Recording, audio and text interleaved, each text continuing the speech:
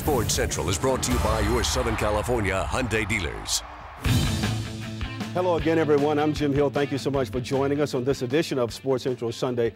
After losing to the Dallas Mavericks, the Lakers are now looking to next season and searching for a new head coach. Joining me this afternoon to talk about that and a lot more is ESPN Radio's coach, Dave Miller. And Dave, thank you so much for being here, because when people say, Dave, we know we've heard you, but they also know you've got some coaching background yourself at USC and coaching, of course, with Byron Scott. Well, that's been the one great thing, Jim, that I've been able to bring to the table. I not only can tell you what's going on, but I can take you behind the scenes. And with this Laker team, I'm looking forward to answer all your questions. Okay, we're going to talk about that and a lot more. But first, James Harden chipped in 17 points to spark the Oklahoma City Thunder. And, Coach, when we look at the Thunder, that's exactly what they're doing right. They're just creating thunder wherever they go so far in the playoffs. Well, yeah, and it really was running heavy thunder. But the key tonight was Kevin Durant. And it wasn't how many shots he took, but it was the easy shots that he was given. And that was by Russell Westbrook. And Durant, he's great at having poise. He has a little shot fake, escape dribble, and then when you take things away, he took it to the basket. In the previous games, he struggled. He was taking outside jump shots. Today, he didn't receive a screen. He slipped screens. They were easy scores for this team. And when this team is playing well, they're sharing the basketball. Russell Westbrook with 14 points, that's been the key all year. I love what I'm seeing, Jim Hill. And, of course, when we talk about this team playing very well, they really started to play well when they got the big fella in the middle from the Boston Celtics. Well, they have, and Perkins has been a key, but the guy that is unheralded and that has made a difference in this series has been Nick Collison. He's been the guy that's been able to keep his body on Z-Bo the entire time, and he doesn't get much credit, Jim. He's a position rebounder, but if you see it, he could care less how many shots he takes. He's into keeping a body on, contesting shots, and he really gave Zach Randolph no airspace to get off today. Now they take on the Dallas Mavericks, and this is really going to be a great matchup, especially when you consider what Dirk Nowitzki has been doing, what he did to the Lakers. Well, when you look at this matchup, Dallas has great ingredients. They have a superstar in Dirk Nowitzki. They've got 2 point guards that can penetrate. And then, oh yeah, Jim, they've got 2 shooters. And they're not takers, they're makers. Peja Stojakovic, Jason Terry, those are the 2 that make this team run. And then Tyson Chandler from Dominguez High School here in Los Angeles, he's been the X factor. He's brought some toughness. I really like how those guys are playing together. And they've had some time off, so the vets have rested. I just hope they're not rusty after this 9-day layoff. Yeah, speaking of that, how do you think Dirk Nowitzki is going to rebound? Because he had a heck of a series, even though he didn't score a lot of points in Game 4 against the Lakers. Well, I think he's at a stage in his career, Jim, where he needs to be able to be aggressive. The biggest difference with what I've seen is him. It's not his offense, but it was his being vocal on defense. It was holding guys accountable, a lot like what Perkins did that you alluded to with the Boston Celtics. This is a time, Dirk is a 7-footer with small forward skills. He can beat you inside, he can beat you outside. This time, I see him energized. Jason Kidd will run the show.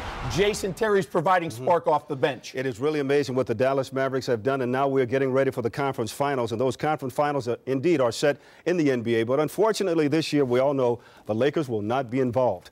After getting swept out of the playoffs by those Dallas Mavericks, the Lakers now have to look towards next season for redemption. First up, Coach, when we think about these things, the Lakers, you know, they have a lot of guys under contract, and so they're going to have to do a lot of manipulating, I guess you might say, in order to make a deal, if indeed those deals are made. Well, there's some deals that definitely need to be made, Jim. And when you look at this Laker team, the first and most obvious problem is at the point guard spot. They need to have an upgrade. I like what Derek Fisher brings. He's a leader. You don't have to look at his stats, but they need a point guard. Then they need a shooter. This is a Laker team that has a bunch of takers, not makers. And you need guys that can make shots, which will open up the inside game.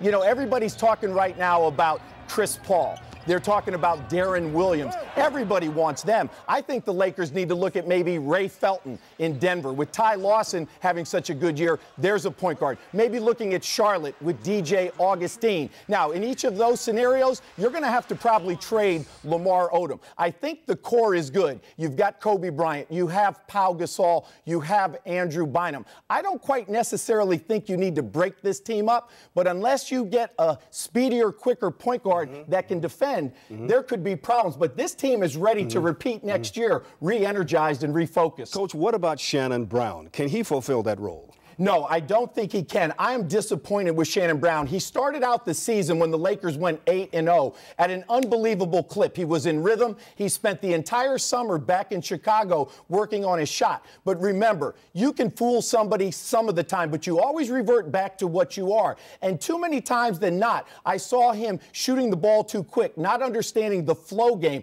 putting the ball between his legs. We always teach this, Jim. Make your dribble take you somewhere. And remember what type of team you are.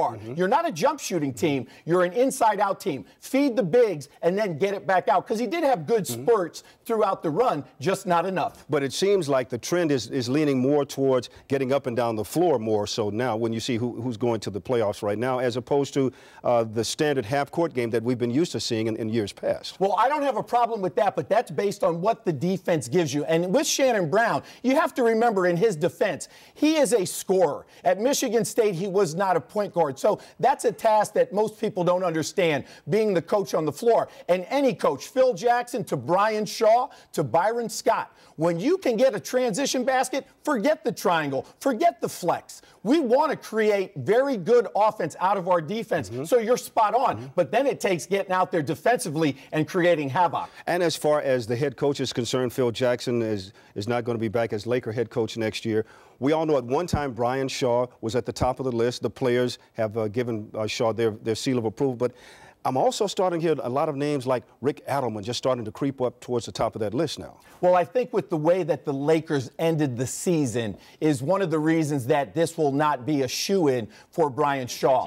Brian Shaw, when you look at him, you look at continuity, you look at familiarity, you look at the blessing of your superstar, Kobe Bryant. This is a guy that has won 3 championships with the Los Angeles Lakers. The other guys on the list aren't bad. When I think of Mike Dunleavy, I think of a guy that has attention to detail, knows the personnel in this league backwards and forwards. Rick Adelman could be a good fit. He runs the Princeton offense, which has the action of the triangle offense. He coached a depleted team with the Houston Rockets and did a good job. All 3 of those guys have been to the finals, and that's a prerequisite when you coach the Lakers. And there's really no need, or is there a need to rush and make a decision on getting a head coach because you have the strike coming up? There's not, but there's never a rush when you're a Los Angeles Laker, just like in free agents, Jim. Everybody wants to be a Laker, and with this team, take your time, find out what the best fit is, but make sure you talk to Kobe Bryant. That's the guy that can take you to another championship. This team doesn't need to reload. They need to re-energize. You said you think that the Lakers don't have to make a lot of moves and that they can get back and contend for a championship next year. Why? Because of the core. When you look at Kobe Bryant, when you look at Pau Gasol, when you look at Andrew Bynum and throw in there Lamar Odom, there's 28 teams that wish they had these problems. These are superstars. After I took a day or 2 off from the end of the season, I looked back and I said, did Phil Jackson forget how to coach? No. Did the Lakers forget how to play? Absolutely not. This was fatigue, mentally and physically. 3 straight trips to the finals, it caught up with the Los Angeles Lakers. And a lot of people in this area have been spoiled by the success of the Lakers over the years. That is for sure.